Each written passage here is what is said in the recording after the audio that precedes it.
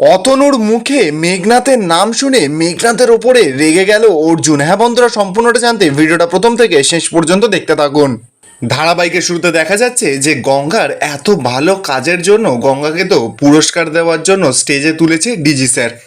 DG sir এবার মাইকের সামনে এসে বলছে যে এসিপি অর্জুন চ্যাটার্জি আর তার স্ত্রী গঙ্গা পাল তারা দুজন মিলে কিন্তু অসাধ্য সাধন করেছে। আর আমি শিওর যে এদের পরিবর্তে যদি অন্য কেউ ওই জায়গায় থাকতো তাহলে কিন্তু এতটা সাকসেসফুল হতে পারতো না।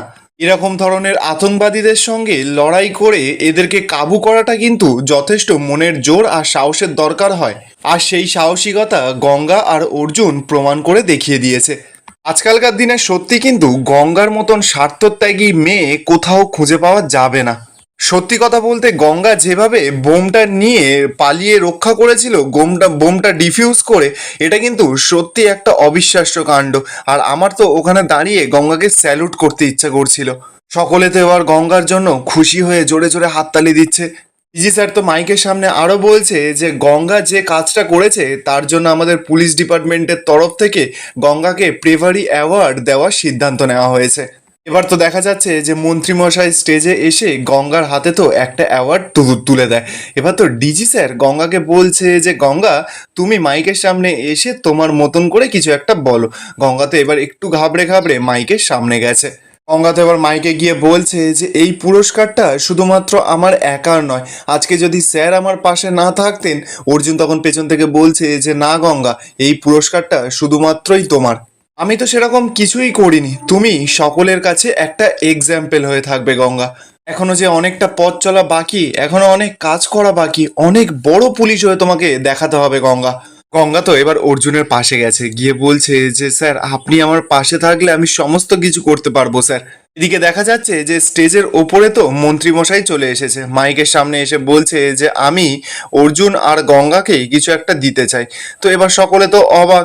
এবার মন্ত্রীমশাই গিয়েই তো অর্জুন আর গঙ্গার কাছে হাত জোর করে। তো এবার অর্জুন তো এবার সঙ্গে সঙ্গে মন্ত্রীমশাইকে বলছে যে এসব কি করছেন স্যার। তো মন্ত্রীমশাই এবার স্টেজের মাইকের কাছে এসে বলছে যে আমি সেদিন যখন আতঙ্কবাদীরা আমার নাতিকে তুলে নিয়ে যায় তখন কিন্তু আমি অর্জুনকে অনেক আজেবাজে কথা শুনিয়েছিলাম, অনেক বড় ছোট কথা বলেছিলাম। গঙ্গা গঙ্গা বলে মেয়েটাকে তো আমি পাত্তাই দিইনি, আমি সত্যি অনেক বড় ভুল করেছি। এবার তো মন্ত্রী স্যার এবার অর্জুন আর গঙ্গার দিকে হাত জোর করে বলছে আমি আপনাদের দুজনের কাছে ক্ষমা চেয়ে নিচ্ছি। গঙ্গা তো এবার মন্ত্রীর কাছে ছুটে গিয়ে বলছে যে এসব আপনি কি করছেন, এসব একদম করবেন না, আপনি তো আমাদের গুরুজন। আর সেই সময় আপনার মনের অবস্থা কেমন ছিল সেটা তো আমরা বুঝতেই পেরেছিলাম। মন্ত্রী মশাই তো এবার গঙ্গাকে বলছে যে আমি মন্ত্রী হয়ে বলছি যে আমি তোমাদের ডিপার্টমেন্টের কাছে কৃতজ্ঞ, তোমার কাছে কৃতজ্ঞ গঙ্গা, কারণ তুমি নিজের জীবনের ঝুঁকি নিয়ে এতগুলো মানুষের প্রাণ বাঁচিয়েছো। সব কথা বলে এবার তো মন্ত্রী মশাই নিচে নেমে যায় স্টেজ থেকে। গঙ্গা তো এবার স্টেজ থেকে নেমে অর্জুনদের পুলিশ ডিপার্টমেন্টের সকলের কাছে গেছে। সকলে তো গঙ্গার জন্য খুব খুশি, সকলে চিয়ার্স করছে।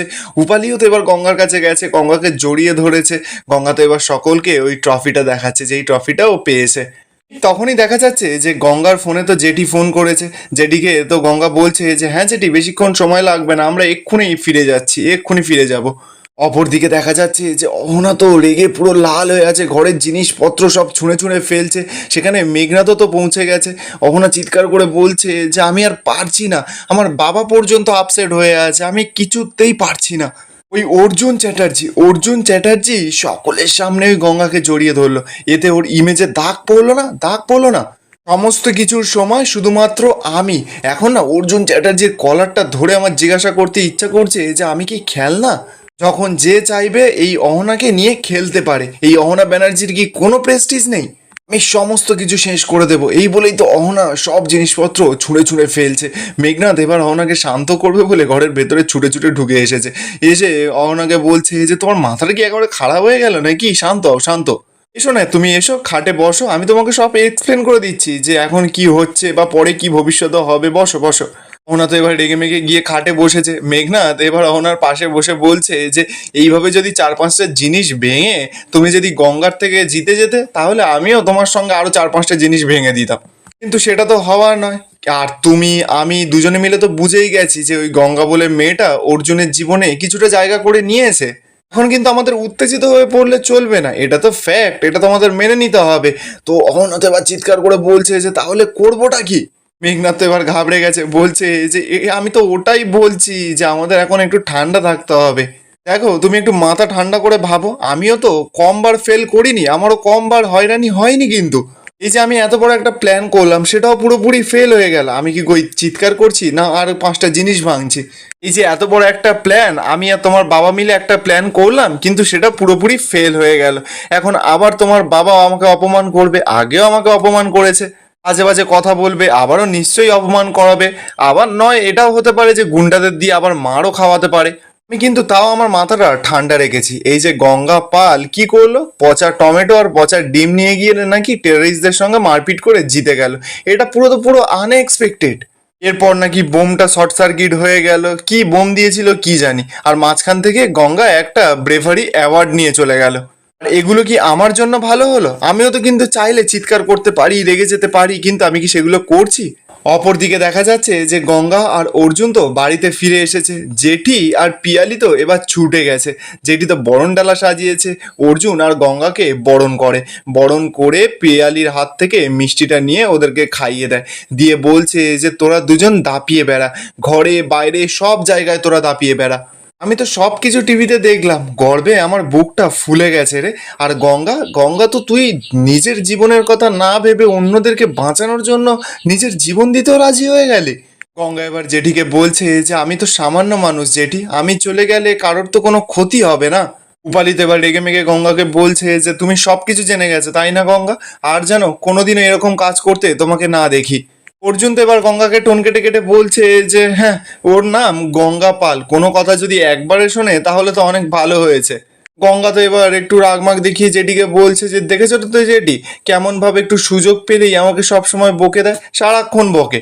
আমার কি দোষ ছিল বলো তো জেঠি? আমি তো না বুঝে ওই জলে ঝাঁপিয়ে পড়েছিলাম, আর জলে ঝাঁপিয়ে পড়েছিলাম বলেই তো আজকে বোমটা সার্কিট হয়ে গেছিল।